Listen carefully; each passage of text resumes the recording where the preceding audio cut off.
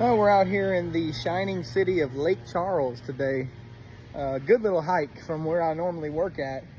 But we have a customer down here that somebody sold a 10-year part and labor to. So we're stuck with this one. So I figured while I'm here, let's talk about thermistors. So this is the mini split Bible. That's what I call it, from our friends at AC Service Tech. And in here, it's got a section on thermistors. Now, thermistors are a type of temperature sensor that you're going to find on every mini split. And you'll also find them on some higher end split systems and all kinds of equipment, really.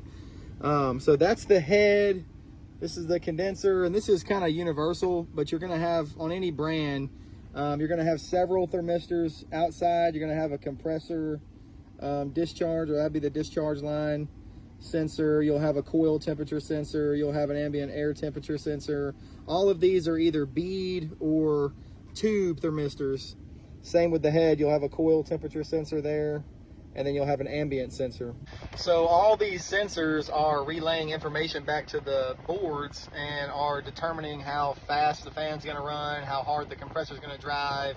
I mean, a bunch of stuff. So if you have any of those thermistors that's bad or not reading correctly, it can cause a wide range of issues. And a lot of times, I mean, you could think it's low on Freon, you could think it's this, that, and the whole time it's one of those temperature sensors bad. So they're pretty easy to check. You just got to first kind of identify where they all are on the system, and then you can ohm them out. Another thing to keep in mind is that there's like different types of thermistors. Like you have 10K ohm, 15K ohm, 20K ohm. The one I'm working on today is a 10K ohm. But the easiest way to figure out what that is just compare it to the charts for 15K, 10K, 20K, and see like what range you're in. So pretty sure they all, like at 77 degree room temperature, they're all going to read out at like their true, like what they call them. So if it's a 10K ohm thermistor at 77 degrees, it's going to be right at 10K. If it's a 15K right at 77 degrees, it's going to be 15K. So they seem to all test them at that 77 degree range. So depending on what thermistor you're working with, just test it, compare it to the temperature chart, and see like what range you're in.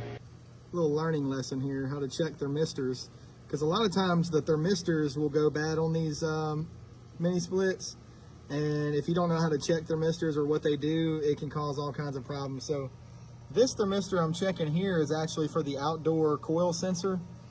And so you put your meter on ohms, and a lot of times you're going to have to use some micro leads like what we got here.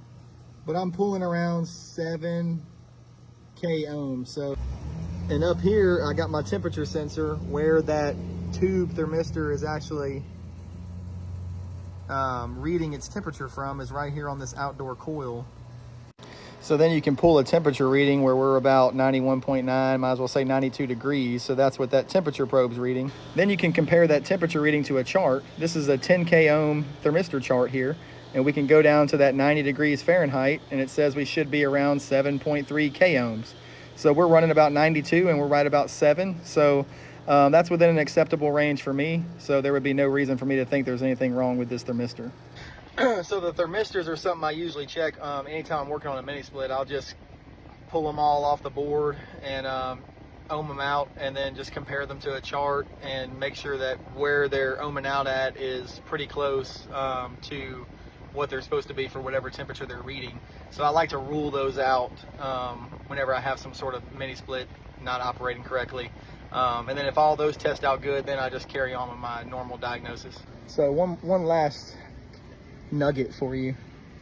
If you're testing them, you're ohming them, and they're showing OL, it's bad. That means that the thermistor is actually broke. It's broken inside its little shell. And if it's OL, it's bad automatically. And also, if you're comparing it to the chart, like how I was doing that one, and it was supposed to be around that 7K ohms, if I'd have had like 20,000 there or like 1,000, that would be bad too, because that's going to be, it's not broken internally, but it's way out of calibration and it's not reading right. So if it's not reading right, it's going to play tricks on the mini split. The mini split's going to think that the discharge line or the coil line, whatever the thermistor's from, it's going to think that it's way hotter or way colder than what it actually is, and that's going to change the performance and cause issues. So think about that next time y'all are working on a mini split. and it's like stumping you and you don't know what the heck's going on with it, start pulling them thermistors off and ohming them. A lot of times that's the problem, and it's a pretty easy fix. Their thermistors are pretty cheap, but if they're not working right, it'll bring the whole thing down. So appreciate you. One last thing before I go. I got over last night while I was sleeping, I got over 1K followers. So the little channel's growing. It's been fun. It's been fun. I like doing this. Like I've said before, I don't know everything. I'm still pretty young, so I'm still figuring stuff out, but I have enjoyed the community on TikTok and everybody interacting with the videos, leaving comments, tips, tricks. So it's been fun. So appreciate everybody that's been following and tuning into the videos. Peace.